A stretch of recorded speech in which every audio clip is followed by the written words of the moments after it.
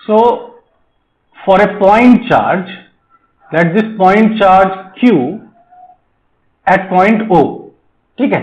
सो ये point charge Q को हम O पॉइंट पे रखते हैं और इससे हम एक पर्टिकुलर R डिस्टेंस ले लेते हैं, जहां पर एक पॉइंट P इमेजिन करते हैं, और इसी पॉइंट P पर हम पोटेंशियल निकालना चाहते हैं कि what is the potential at point P। और हमें पता है कि इस पोटेंशियल निकालने के लिए हमारा जो एक्सप्रेशन है वो एक्सप्रेशन है work done in moving the charge from infinity two point P divided by the charge जिसको आप मूव करा रहे हैं।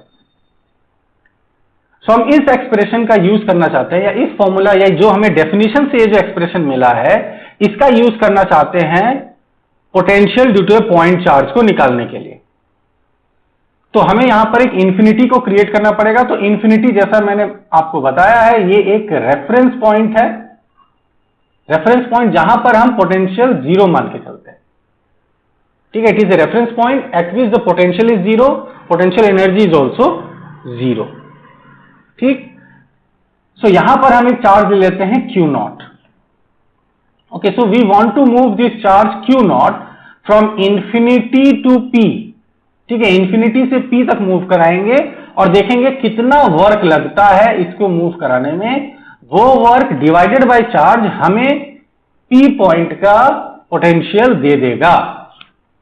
सो इसी जो हमारा आगे का जो भी कैलकुलेशन होगा इसी आधार पे चलेगा आपका।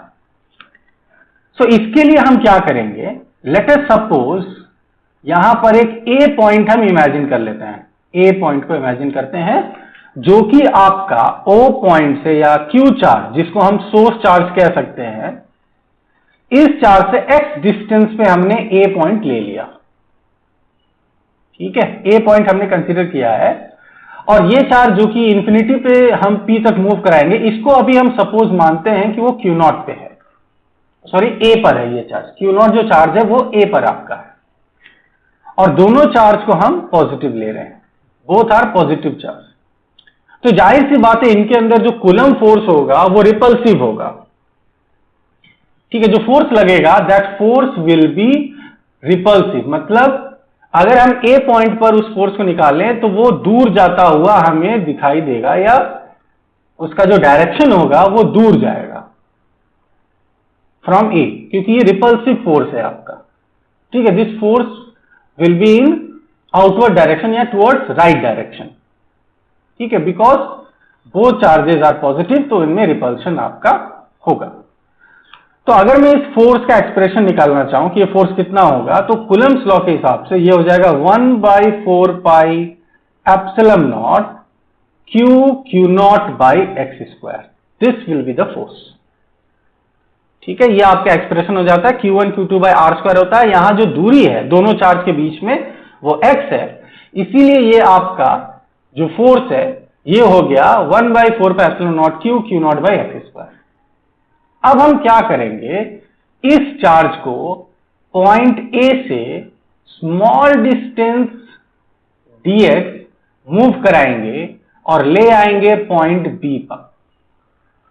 तो ये Q नॉट को हमने स्मॉल डिस्टेंस मूव कराया है, ठीक है। ये जो मेथड है आप कई बार देख चुके हैं, जान चुके हैं, ये क्लास 11 से ऐसा मेथड इस्तेमाल किया जाता है जहां पर भी हमें टोटल वर्क निकालना होता है। पहले हम स्मॉल डिस्टेंस मूव करा के एक स्मॉल वर्क डन निकालते हैं, बाय इंटीग्रेशन हम फिर टोटल वर्क डन निकालते हैं। तो हम वही मेथड यहां अपना रहे हैं, वही काम हम करने वाले हैं।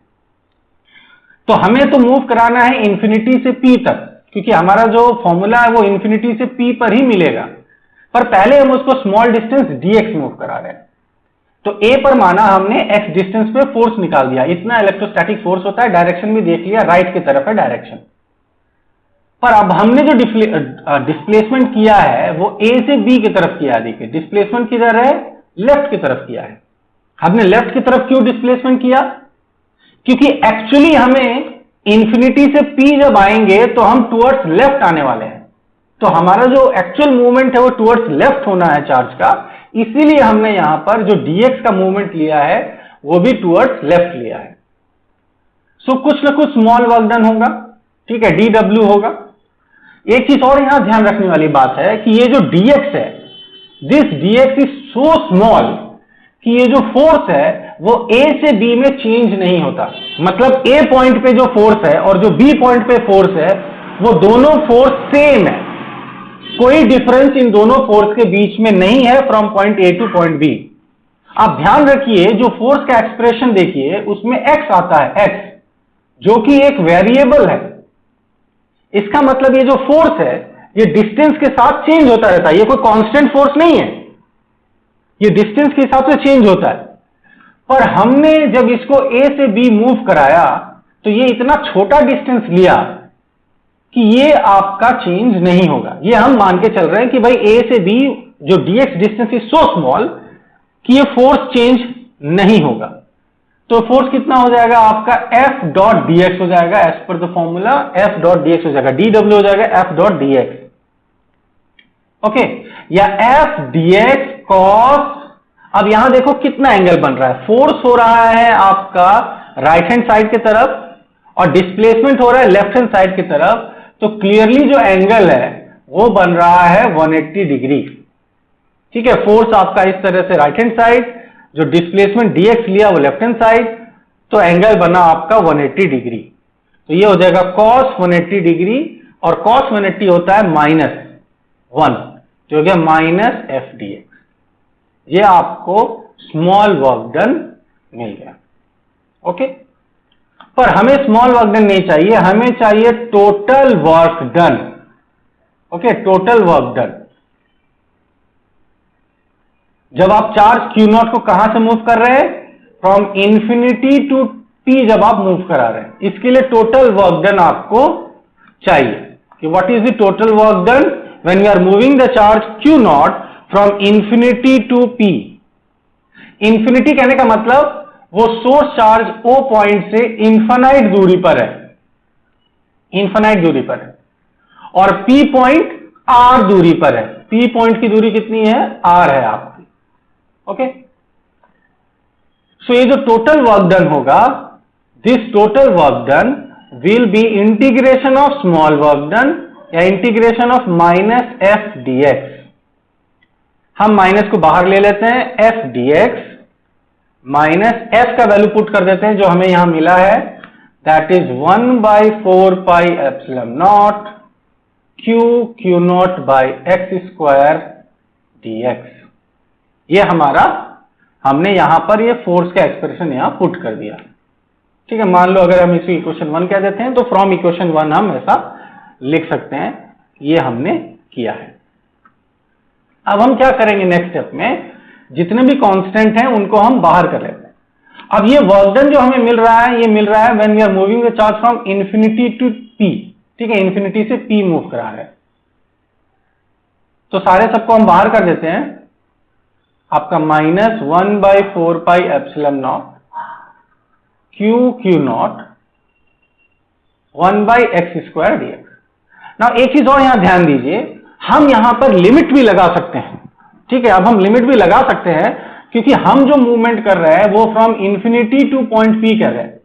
तो जब हम इंफिनिटी पॉइंट लेते हैं तो वो सोर्स चार्ज से इनफाइनाइट दूरी पर है, मतलब शुरुआत हो रहा है इंफिनिटी से, खत्म हो रहा है P पॉइंट पे जाके जो कि R दूरी पर है। तो हमारा जो लिमिट होगा वो हो जाएगा infinity to R, again infinity to R। So infinity position से P पोजीशन पे आ रहा है और P पोजीशन की दूरी कितनी है, R दूरी है सोर्स चार्ज से। सो ये हो गया इंफिनिटी टू R। ठीक है, माइनस को हम बाहर रखते हैं और ये पूरा जो 1/4 पाई एप्सिलॉन नॉट है इसको हम K कह देते हैं जस्ट सिंप्लीफाई करने के लिए, और यहां पर आपका K Q0 integration infinity to R x to the power -2 dx। ठीक है, x स्क्वायर है 1/x स्क्वायर, इसको ऊपर ले गए तो x टू पावर -2। तो ये आपका xn dx जो है इसके फॉर्म में चला आया। xn dx का होता है xn+1/n+1। ये आपका इंटीग्रेशन का फॉर्मूला है, x to the power n dx का x to the power n+1 divided by n+1। तो इसको हम ले लेते हैं, सॉल्व करते हैं, तो यहां आपका जो n है दिस बिकम्स -2। ठीक है, तो इसको लेके हम सॉल्व करते हैं, आपका -KQ Q0 x to the power -2 + 1 by -2 + 1 और लिमिट आपका अभी भी लगा हुआ है इंफिनिटी टू r। ठीक है, ये आपका लिमिट लगा हुआ है infinity to r। Now simplify कर लेते हैं हम चीजों को।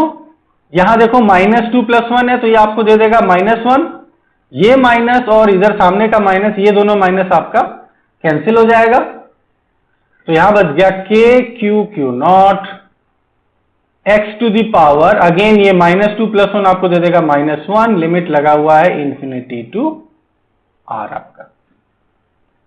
ठीक है, so P = KQ0 1/x limit infinity to r।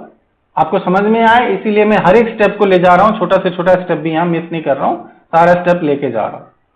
So KQ0, अब क्या होता है, पहले आपका आता है अपर लिमिट रिप्लेस होगा, फिर आपका लोअर लिमिट रिप्लेस होगा। So first what we will do is we will replace the upper limit जो कि आपका है r, उसके बाद हम रिप्लेस करेंगे लोअर लिमिट। सो r को रिप्लेस करते हैं तो ये हो जाएगा 1/r।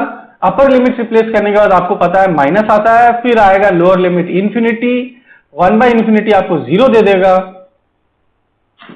तो आपको जो वर्क डन मिला, that work done comes out to be KQ0/r। ये आपको वर्क डन मिल जाता है, this is the work done. पर हमें वर्क डन से काम नहीं है, हमें तो पोटेंशियल निकालना है। P पॉइंट पे पोटेंशियल, इस P पॉइंट पे कितना पोटेंशियल होता है ये हमें पता करना है। और जो पोटेंशियल होता है उसका एक्सप्रेशन हम जानते हैं, वो होता है वर्क डन बाई जो चार्ज को आप मूव करा रहे हो, उससे आपको पोटेंशियल मिलता है। तो हम Q0 चार्ज को मूव करा रहे हैं, तो यहां पर हम अगर Vp निकालते हैं P पॉइंट का, जैसे अगेन डायग्राम को यहां भी आपके सामने रख देता हूं, O पर आपका Q रखा हुआ है सोर्स चार्ज, इसे P पॉइंट पर हमें पोटेंशियल निकालना है जो कि r दूरी पर है। तो ये होता है work done infinity to P/Q0। अब इंफिनिटी टू P हमारा निकल गया KQ0/r इंटू Q0। ठीक है, आपका ये वाला Q0 यहां आ गया, बाकी ये पूरा वर्क डन यहां से हमने इसको पुट कर दिया। तो इसमें Q0 कैंसिल हो गया, पोटेंशियल आपका आ गया KQ/r। This is the expression for potential at a point. इसको 1 में लिख दें तो 1/4πε0 Q/r। This is the expression for potential at a point. So ध्यान दीजिएगा, यहां पर जो Q है, इसके एक्सप्रेशन में जो Q है, ये आपका सोर्स चार्ज है, ये आपका सोर्स चार्ज है। ये आपका वो चार्ज जो मूव किया वो नहीं है, ये आपका सोर्स चार्ज है, जिसके कारण ये फील्ड क्रिएटेड है, जिसने फील्ड को क्रिएट किया है। Okay, this becomes the source charge. Now one more thing I want to tell you here, यहां पर शुरुआत से ही हमने इस सोर्स चार्ज को पॉजिटिव लिया है, पर अगर हम इसको नेगेटिव लेते, अगर ये चार्ज मान लो नेगेटिव होता, -Q होता, ठीक है, तब क्या होता, तब मैं सिर्फ आपको डिफरेंस बता देता हूं कि डिफरेंस कहां कहां आपका आता जाता। अगर ये आपका सोर्स चार्ज नेगेटिव होता तो आप पाते कि ये जो थीटा है इसमें आपको डिफरेंस आ जाता, ये डिफरेंस आपका 180 डिग्री ना होके ये 0 डिग्री हो जाता, क्योंकि जब फोर्स और डिस्प्लेसमेंट दोनों एक साथ होते, एक ही डायरेक्शन में होते, फोर्स भी आपका इधर ही डायरेक्शन में होता। ओके, क्योंकि यहां पर नेगेटिव होता और A पर आपका पॉजिटिव चार्ज, तो यहां पर अट्रैक्शन हो रहा होता, तो फोर्स का डायरेक्शन पलट जाता, वो लेफ्ट की तरफ होता, डिस्प्लेसमेंट भी लेफ्ट, फोर्स भी लेफ्ट, तो यहां थीटा आपका 0 डिग्री हो जाता। So this will be 0 degree.